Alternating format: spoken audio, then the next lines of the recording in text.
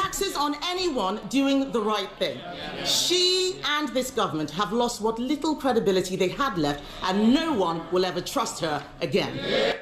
And I think there has been a question around trust.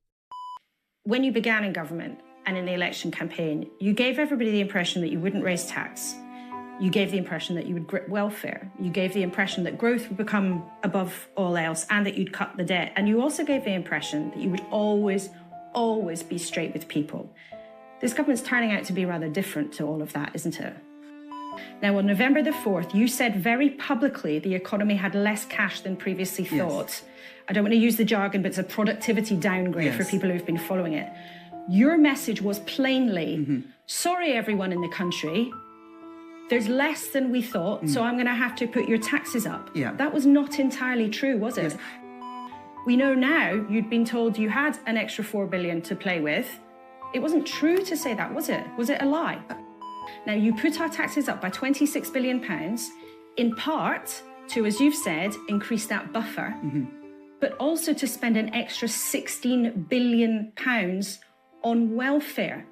It was your political choices that led you to put tax up. So whether it was the spirit or the letter of your election promise that you wouldn't put taxes up on working people, you have broken that promise, have you not?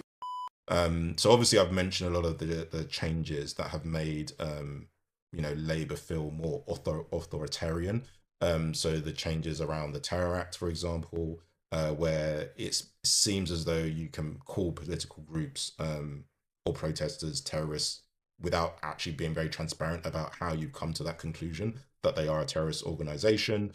Obviously, we talked about the changes with respect to digital ID, which was presented in the budget, and on the Online Safety Act, the directors, KYC checks that have been introduced, as well as obviously the recent regulation we've seen in the crypto space relating to know your client and anti-money laundering checks. So this will be the crypto asset reporting framework, as well as the changes and the sort of developing regulation, MiCA regulation we're seeing across Europe as well, which covers a whole host of things.